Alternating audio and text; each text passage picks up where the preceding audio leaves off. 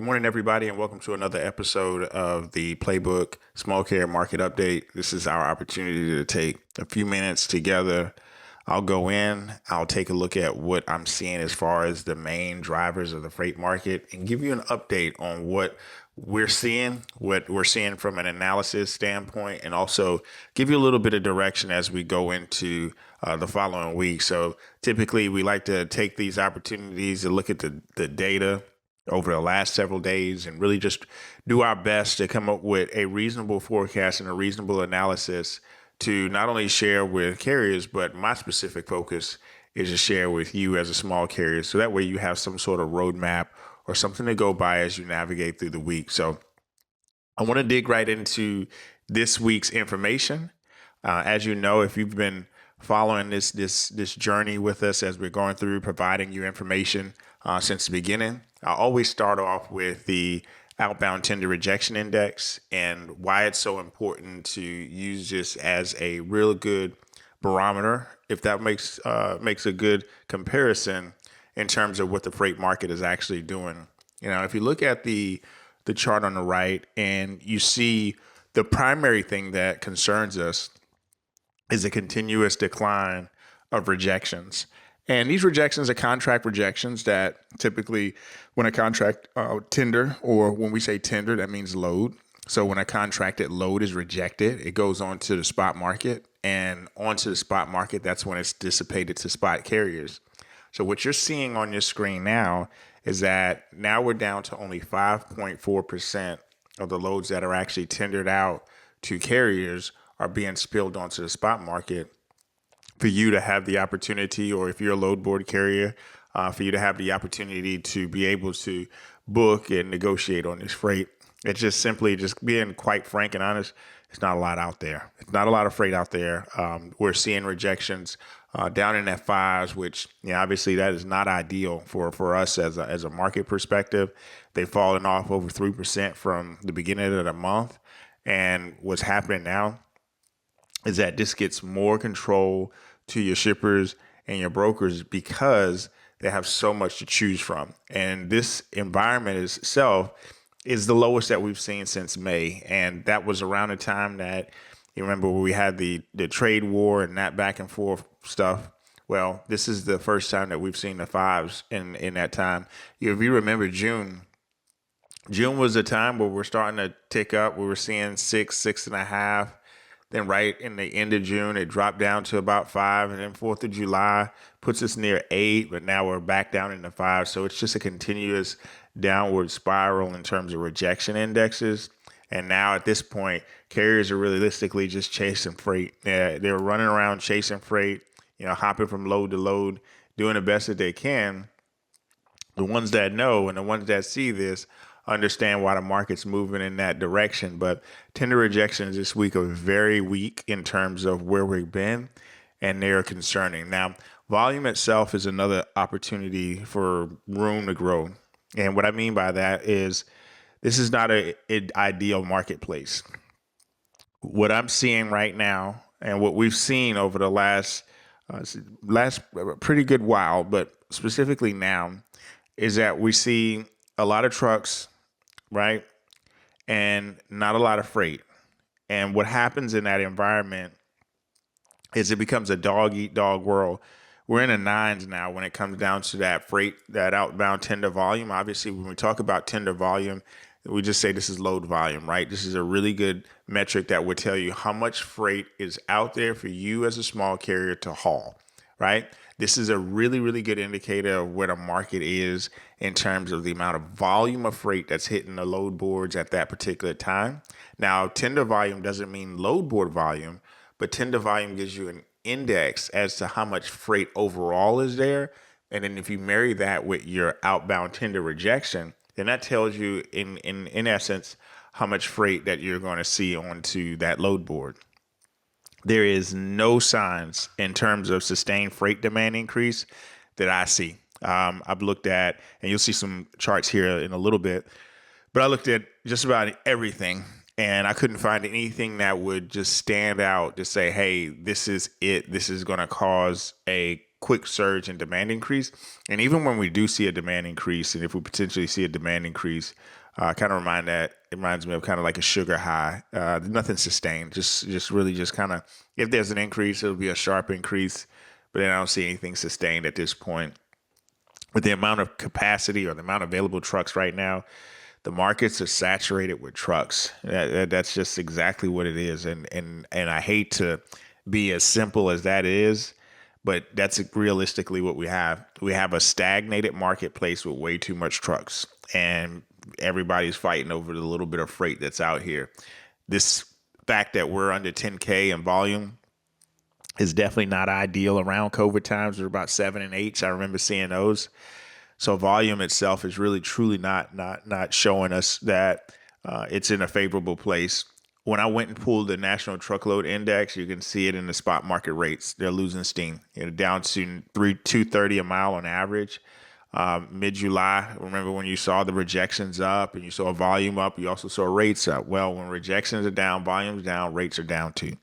So now we're down at 230.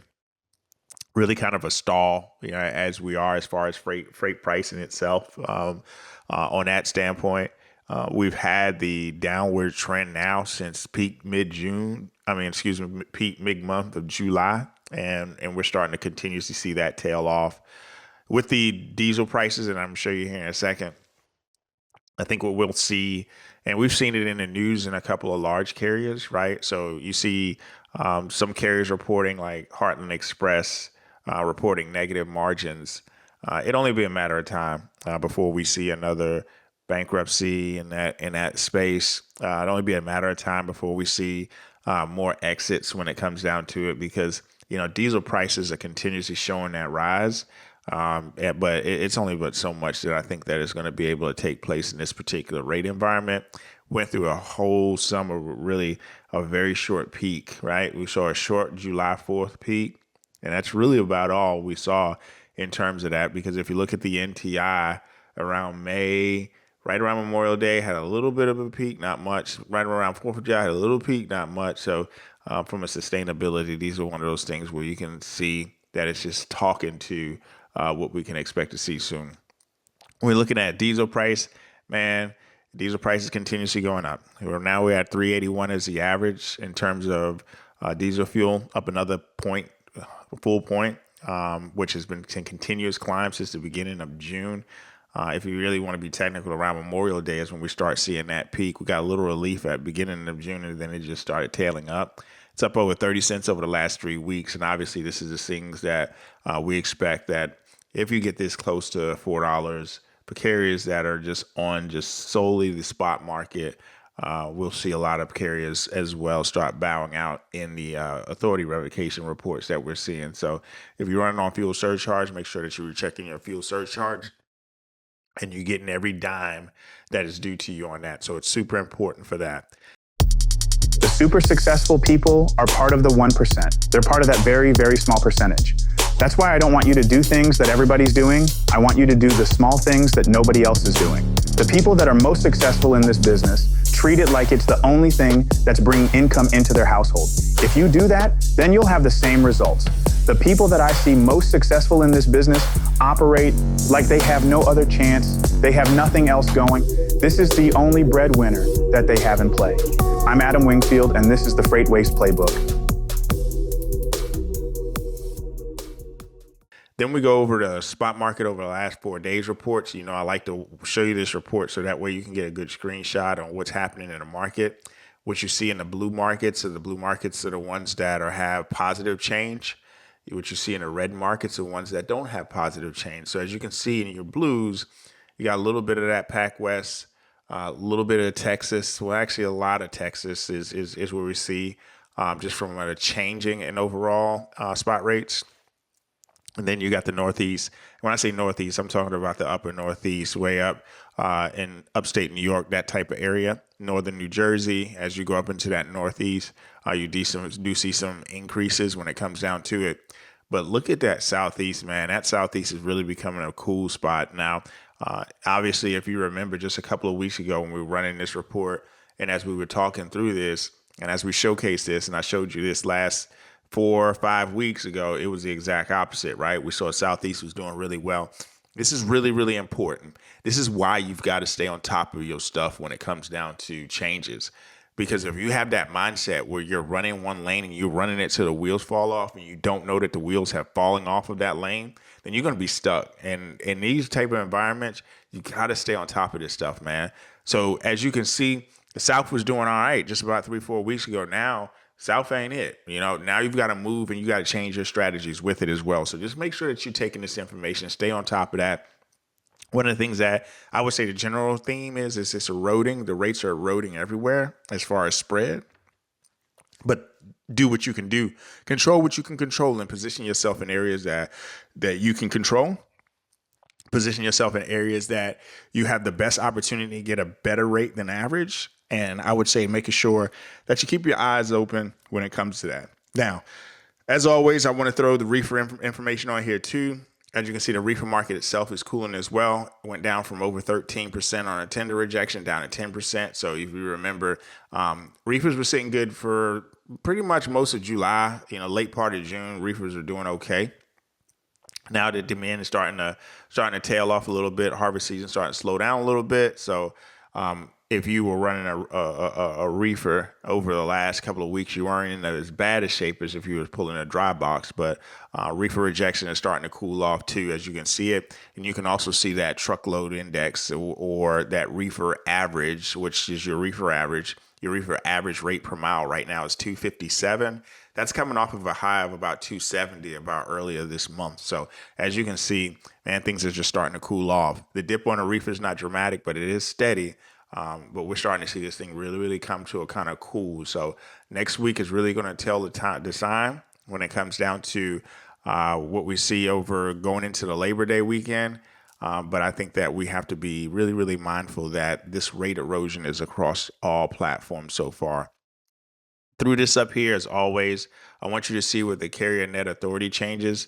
And even though this is because the one thing to look at is that the FMCSA data is pretty laggard, but I just want to always bring this up so that way you have a moving target as to what we feel week to week. And when I mean we feel, I'm talking about the industry as a whole is feeling week to week in terms of sentiment. So now we're showing here that we had 27 revocations more than we had additions into the actual marketplace over last week. We're talking about 27, doesn't mean much, but that's 122% change than the last time we talked about it. Just looking at it overall, the authority growth, that flat line of authority growth, we've seen some peaks, but mostly valleys when it came to that. So we're seeing more carriers exit than we have coming into the marketplace, which in all honesty, it's not necessarily a bad thing for the market because the market has enough trucks as it is. And that's just being honest with you. That contraction, as you consider to see it, one thing I want to look at as we go in the next couple of weeks or so is obviously keep an eye on the net changes because it's going to tell you what the market looks like. And last but not least, and I always want to leave us here, imports are slowing down again, right? So imports are one of the things that really drive marketplaces. And I'm telling you, regions like LA, Savannah, and New York, New Jersey, you all going to start feeling that volume. I've already seen some tweets out there where, some of my port haulers out there saying that they're seeing some considerable changes in the marketplace. Well, this is one of the things that we actually see beforehand, right? So remember when I told you this a couple of weeks ago, this gives you a 4-6 week outlook on what you can expect as far as demand because of so much volume that the inbound ocean freight does.